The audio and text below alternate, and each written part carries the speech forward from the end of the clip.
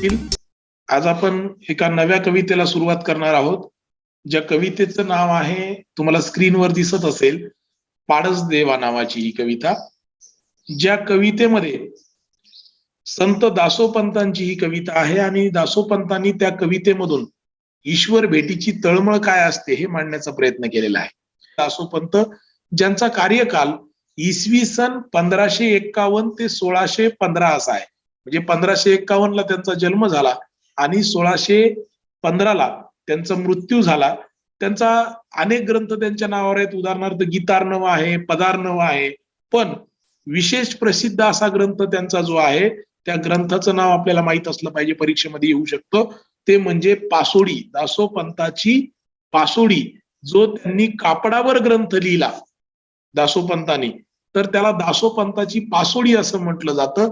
तर हा अतिशय महत्वाचा कपड्यावर लिहिलेला ग्रंथ दासोपंताचा अतिशय महत्वाचा आहे. म्हणून दासोपंताचा पासोडी नावाचा ग्रंथ आपण लक्षात ठेवला पाहिजे. तर असे हे दासोपंत ज्यांनी वेगवेगळ्या प्रकारची रचना केली. ते स्वतः चित्रकार होते, संगीत तज्ञ होते, कवी होते, चांगले वक्ते होते. अशा दासोपंताने एक कविता लिहिली आणि जी कविता तुमच्या अभ्यासक्रमाला आहे, जिचं नाव आहे पाडस देवा नावाचं. ज्या कवितेमधून दासोपंतांनी ईश्वर भेटीची तळमळ काय असते हे सांगण्याचा प्रयत्न केलेला. आता तुम्ही म्हणता ईश्वर भेटीची तळमळ काय, तर एखादी गोष्ट जर तुम्हाला पूर्ण करायची असेल, एखादी गोष्ट जर मिळवायची असेल, तर ती मनापासून त्या मिळण्याविषयीची तळमळ असावी लागते. जर ती तळमळ आपल्या मनामध्ये नसेल तर या ठिकाणी आपल्याला ती गोष्ट भेटणार नाही. आणि म्हणून जसं तुकाराम महाराजांनी सांगितलं की एखादी गोष्ट मिळवण्यासाठी तुम्ही तुमचं मन प्रसन्न करा, तशी दुसरी गोष्ट आहे की आपल्याला त्याचा ध्यास लागला पाहिजे, त्याची तळमळ लागली पाहिजे. आणि दासोपंत असं म्हणतात की ईश्वर भेटावा, देव भेटावा, म्हणून मला जी तळमळ लागलेली आहे, तू मला येऊन भेटलं पाहिजे देवा, असं जे देवाला म्हणतात. ती जी तळमळ आहे ती किती आर्त असते, किती खोलवर असते, ती कशी असायला पाहिजे. जर ती तळमळ मनापासून असेल आणि पूर्णतः आपण प्रयत्न केली एखादी गोष्ट मिळवण्याचे, तरच आपण या ठिकाणी काय होतं, आपल्याला ती गोष्ट मिळत असते. आणि म्हणून दासोपंतांनी या कवितेमधून ईश्वर भेटावा यासाठी काही भावना त्यांच्या व्यक्त केलेल्या आहेत. ईश्वराला ते म्हणतात की तुम्हाला भेट. आणि ही जी कविता आहे ती तुमच्या अभ्यासक्रमामध्ये आहे. कवितेचं नाव आहे पाडस देवा. पाडस म्हणजे काय, तर पाडस म्हणजे लेकरू, लहान मुलगा जो असतो म्हणजे प्राण्यामध्ये, तर त्याला आपण पाडस म्हणतो.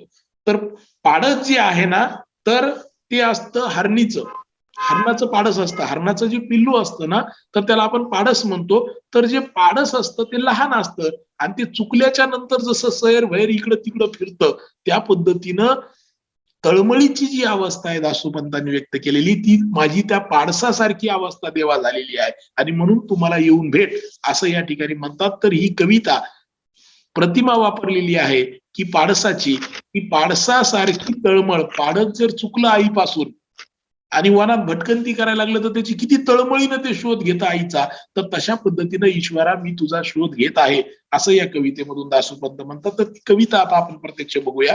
बघा, पाडस म्हणजे हरणाचं पिल्लू किंवा बाळ, आणि देवाला उद्देशून ते म्हणतात की पाडसासारखी माझी अवस्था झाली. कशी झाली बघा ईश्वर भेटीच्या तळमळीची अवस्था, तर कवी पहिल्याच कडव्यामध्ये असं म्हणतो.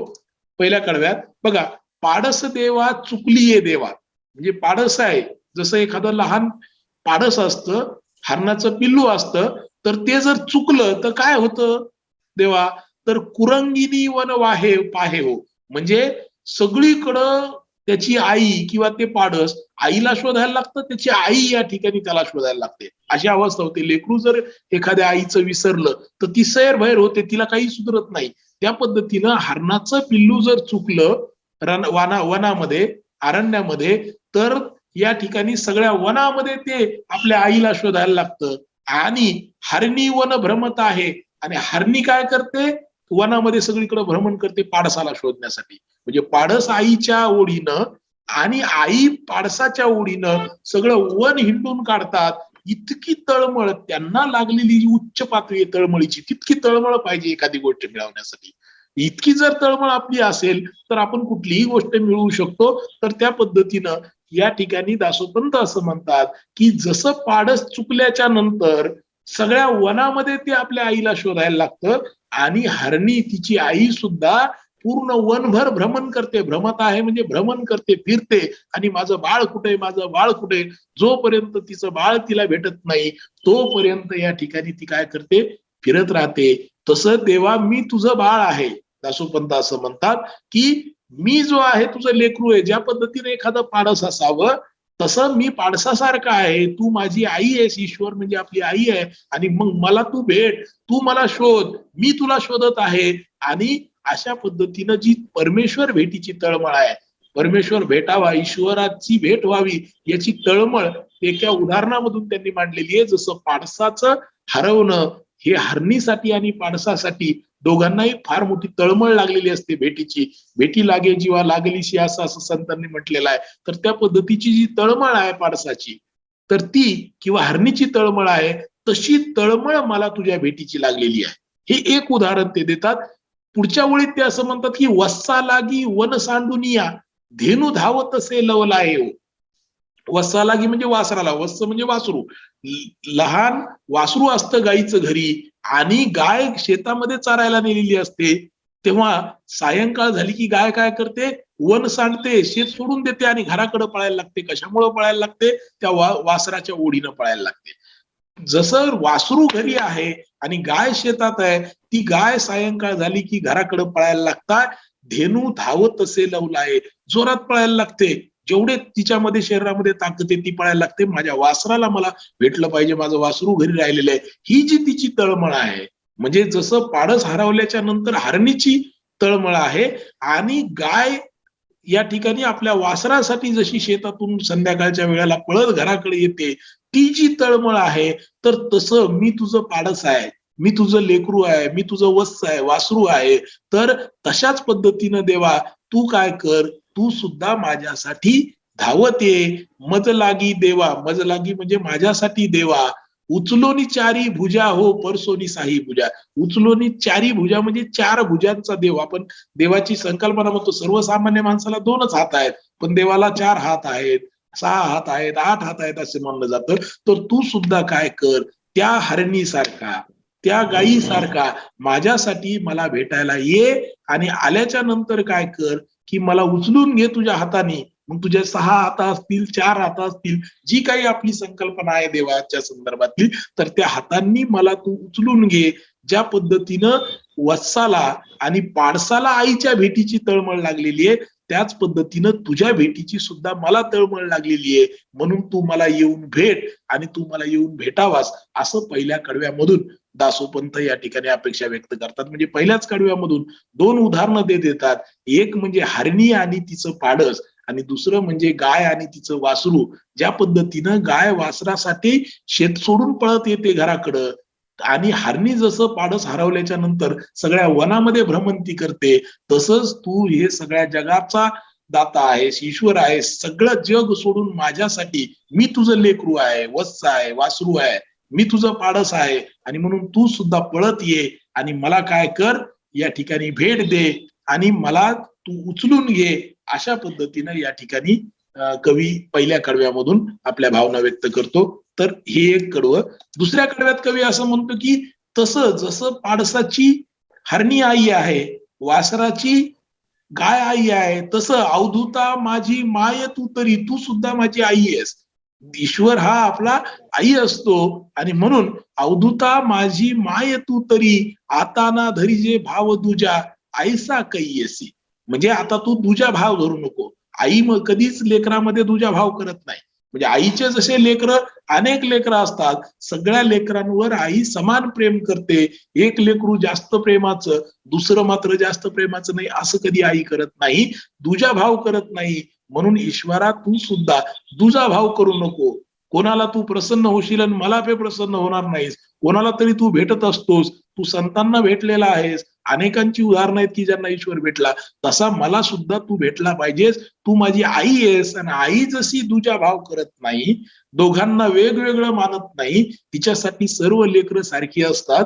मग काळं असलेलं लेकरू सुद्धा तिच्यासाठी राजबिंडच असतं, आणि गोरं असलेलं लेकरू सुद्धा तिच्यासाठी राजबिंड असतं. त्या पद्धतीनं तू सुद्धा अवधूता ईश्वरा माझी आई आहेस, आणि म्हणून तू दुजा भाव धरू नको, वेगवेगळं समजू नको. दुसऱ्या लेकरांना वेगळी ट्रीटमेंट आणि मला वेगळी ट्रीटमेंट देऊ नको. आणि तू असं त्या पाडसाला जशी भेटायला त्याची आई येते, वत्साला भेटायला जशी त्याची आई येते, तसा तू ये. आणि मग प्रश्न विचारतात ते की आईसा कधी येशील, तू कधी येशील असा. ज्या पद्धतीनं ती गाय धावत येते ना वासरासाठी, ज्या पद्धतीनं ती हरणी धावत येते ना पाळसासाठी, सगळ्या वनामध्ये फिरते, तसं तू सुद्धा माझी आई आहेस, तू सुद्धा तुझ्या भाव न धरणारी आहेस. आणि म्हणून ईश्वरा तू पळत ये, धावत ये आणि मला उचलून घे. तुझ्या चारी भुजांनी, साई भुजांनी या ठिकाणी तू मला उचलून घेतलं पाहिजे. अशा पद्धतीनं असा तू कधी येशील असा प्रश्न दासोपंतांनी दुसऱ्या कडव्यामधून विचारलेला आहे. म्हणजे पहिला पुढचं कडवं आहे तिसरं कडवं, ज्या कडव्यामधून कवी असं सांगतो की अजून एक उदाहरण देतो की किती तळमळ आहे. जशी पाडसाला, हरणीला लागलेली पाडसाची तळमळ आहे, जशी एखाद्या वासराला लागलेली गाईला लागलेली वासराची तळमळ आहे, त्याच पद्धतीनं कवी तिसऱ्या कडव्यामधून असं म्हणतो की चाचवा देवा चाचवा. चाचवा म्हणजे चोच. पक्षी असतात, पक्षाला चोच असते, तर काय करतो पक्षी? चाचवा देवा चाचवा, कणवेची देवा कणवेची. कणवेची म्हणजे कण वेचतो. पक्षी काय करत असतो? त्याचं पक्षीचं पिल्लू घरट्यामध्ये असतं आणि पक्षी बाहेर जातो आणि छोटे छोटे कण वेचतो त्या चोचीमध्ये. कशासाठी चोचीमध्ये कण वेचतो? स्वतःला खाण्यासाठी नाही, कारण स्वतःला खाण्यासाठी त्याला डायरेक्टली खाईल तो चोचीनं, वेचणार नाही, धरणार नाही. तर तो काय करतो? तर कण वेचतो आणि वेचल्याच्या नंतर काय करतो? तो पक्षी जो आहे तो आपल्या पिलांना घेऊन जातो. मग या ठिकाणी कवी असं म्हणतोय की चाचवा देवा चाचवा. चोच असते ना, तर चोच काय करते? कण वेचत असते, एक एक एक एक कण वेचत असते. पिले पक्षीनी धावे हो. पिल्याची पक्षीन आई जी असते, पिल्यासाठी पक्षीन पळते. कुठं पळते? धावते. चारा घेऊन धावे. चारा घेऊन त्या चोचीमध्ये छोटेसे कण घेऊन धावते. वाटेमध्ये तिचा कण खाली पडला तरी ती परत जाते आणि एक कण आणते. कोणासाठी आणते हे सगळं? स्वतःच्या पिलासाठी. जी तळमळ आहे आईला स्वतःच्या पिलाला खाऊ घालण्याची, त्याचं भरण पोषण करण्याची जी तळमळ आईची आहे, तर ती चोचीमधून आणि त्या चोचीनं जे छोटे छोटे कण वेचलेले आहेत त्या कणातून ती तळमळ दिसते की आईची तळमळ काय आहे. पिलं घरट्यामध्ये आहे आणि आई बाहेर आलेली आहे, छोटीशी चोच आहे, त्या छोटीशा चोचीमधून ती कण घेते आणि तो चारा घेऊन कोणासाठी जाते? पिलासाठी जाते. म्हणजे आपल्याला हात आहेत, पाय आहेत. बहिणाबाईंनी एका कवितेमध्ये सांगितलं की तिची इलुसीच चोच तेच हात तेच बोट, तुला दिले रे देवाने 2 हात 10 बोट. तुला 10 बोट दिलेले, 2 हात दिलेले माणसाने, तरी माणूस झोपा काढतो, काम करत नाही, कार्यप्रवण होत नाही. मात्र त्या चोचीमध्ये इतकुशा या ठिकाणी एका चोचीनं खोपा विणण्याचं काम ती सुगरण करते, ती पक्षीन करते. म्हणजे सुगरणीनं विणलेला खोपा हा तिची करामत आहे. तर आपल्याला हात पाय असून सुद्धा आपण कार्यप्रवण होत नाही. तशी ती एवढीशी चोच आहे, त्याच्यातून लेकरासाठी दाणे घेऊन जाते, चारा घेऊन जाते आणि चारा घेऊन पळते आणि त्या पळत जाऊन त्या पिलाच्या तोंडामध्ये चारा घालते. ही जी तळमळ आहे आईची, ही जी पोषणाची तळमळ आहे, ही जी मातृत्वाची तळमळ आहे, तसा दिगंबरा मी हो पोटीचे बालक, तसा ईश्वरा मी सुद्धा तुझंच पालक आहे, मी तुझं लेकरू आहे. मग ज्या पद्धतीनं एखादी पक्षीन पिलासाठी चोचीमध्ये छोटासा चारा घेऊन येते, त्या पिलांना खाऊ घालते, त्या तळमळीने येते, तो जर कण पडला दुसरा कण उचलून आणते, पण आपल्या पिलांना उपाशी मरू देत नाही. त्याला भेटण्यासाठी, त्याला खाऊ घालण्यासाठी जी तळमळ ती चोचीच्या माध्यमातून, एवढ्या छोट्याशा चोचीच्या माध्यमातून जर पक्षी दाखवत असेल, तर दिगंबरा, दिगंबरा म्हणजे देवाला, ईश्वराला उद्देशून वापरलेली प्रतिमा आहे की मी हो पोटीचे बालक, मी सुद्धा तुझं लेकरू आहे.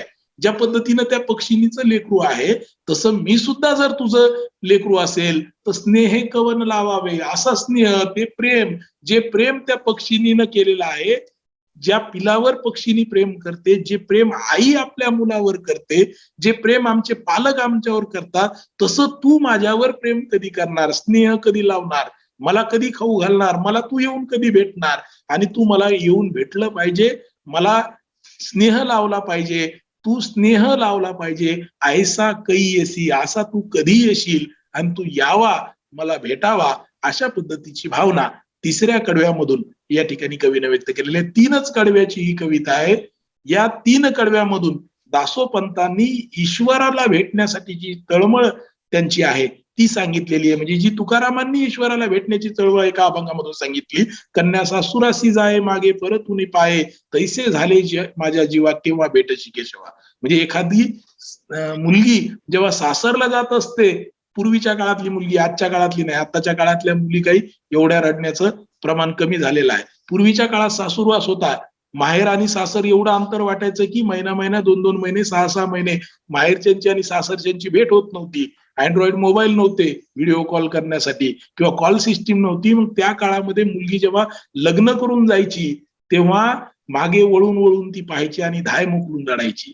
ती जी धाय मोकलून रडणं आहे, ते जे दुःख आहे, तितकी तळमळ मला लागलेली असं तुकाराम महाराज म्हणतात तुला भेटण्याची.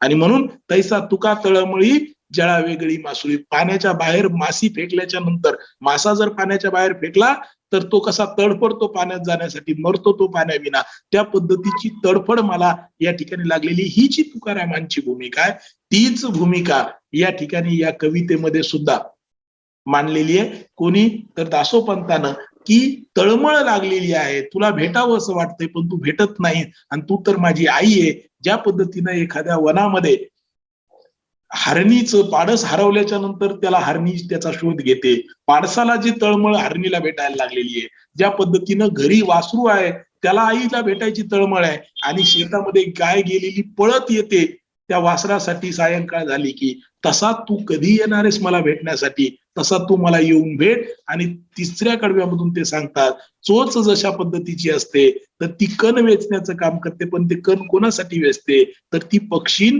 पिल्यासाठी कण वेचते. मी सुद्धा तुझं पिल्लू आहे, मी सुद्धा तुझं लहान लेकरू आहे, मी सुद्धा तुझं वासरू आहे, मी सुद्धा तुझा पाडस आहे, तू सुद्धा मला येऊन भेटलं पाहिजेस आणि मला भेटून मला माझ्यावर तू स्नेह लाव, मला तू खाऊ घाल, मला तू भेट. अशा पद्धतीची परमेश्वर भेटीची तळमळ या कवितेमधून पाडसदेवा नावाच्या कवितेमधून दासोपंतांनी या ठिकाणी मांडलेली. तर असं एक छोटेखानी कविता, 3च कडव्याची कविता आहे, 3 उदाहरणं दिलेली आहेत आणि त्या उदाहरणामधून एक ईश्वर भेटावा, परमेश्वर भेटावा म्हणून एक आर्त भावना या ठिकाणी दासोपंतांनी आपल्या कवितेमधून मांडलेली आहे. तर इथं या कवितेचं विवेचन आपलं संपत.